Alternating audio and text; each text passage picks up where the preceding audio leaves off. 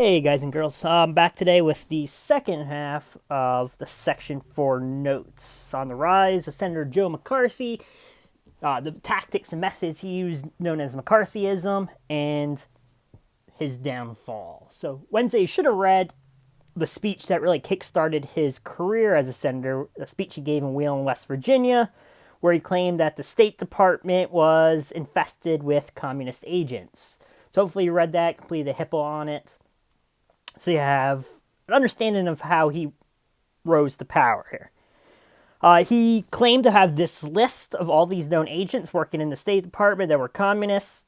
And as you can guess, this charge provoked a furor amongst the public. People were in shock and panic that communists may have infiltrated the U.S. government. But one thing that was quickly realized by his colleagues and others is that McCarthy was always changing the number on his list. And he never actually showed that list. But it helped lead to his re-election in 1952.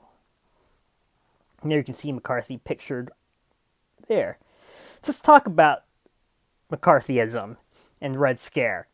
So McCarthyism became a catchword for any extreme reckless charges. It's still used today in politics. Sometimes you'll hear claims that something is McCarthy-esque, whatnot. So his irresponsible allegations actually discredited legitimate concerns. So that was one of the problems with McCarthyism, because he was charging so many people with communist sympathies that when an actual justified evidence-based charge came about, people were skeptical. He also destroyed reputations. Plenty of innocent people that had no ties to Russia or Soviet Union, no ties to communism, but were accused because McCarthy used it to benefit himself in his own political career, destroyed the reputations. And one thing he did is when he was caught in a lie, he doubled down and told another. So he never would admit to a lie. He would double down and tell another lie and just kept building and building. And we'll see that'll eventually lead to his downfall. Lastly, confident because of his increase in power, he decided to then make a larger name for himself by taking on bigger targets. Like the former General and Secretary of State, George Marshall. We talked about George Marshall, Secretary of the State under Eisenhower and Truman. Came with the Marshall Plan. Very popular World War II figure as well. Right now, if you want, you can pause my video, watch the TED Talk, short 4-minute video on McCarthyism. It's really great. If not, you can watch it at the end. All right, so we talked all about McCarthy, how he rose to power here, his tactics, and obviously I'm portraying it from a revisionist history standpoint, so we know today that he was full of it. But back then, a lot of people took him serious. But his downfall came in 1954 when he went after the U.S. Army. He claimed that it was also, like the State Department, full of communists. So the Senate decided to hold these televised hearings.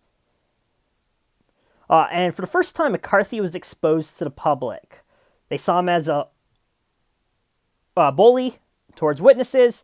They saw him twist the truth or mislead and lie outright. And the trial, or I should say the hearing, completely backfired on McCarthy. It really ended his career. The Senate actually censures him, which pretty much ended any power he had. Could never really be taken serious again. And eventually he'll lose. Next time he's up for election, he will not run again because he would have lost. And he ends up actually becoming an alcoholic and dies at the age of 47. Here's the second short video on his downfall and trial. The hearings with the U.S. Army. Highly recommend it. So you can watch that now that I'm finishing. So that'll be it for this week. Just real short, brief Section 4 notes there. And I will post the agenda for next week on Sunday again. So you guys have a great rest of your week. Email me any questions you might have. Post in the class forum. I'll gladly answer them.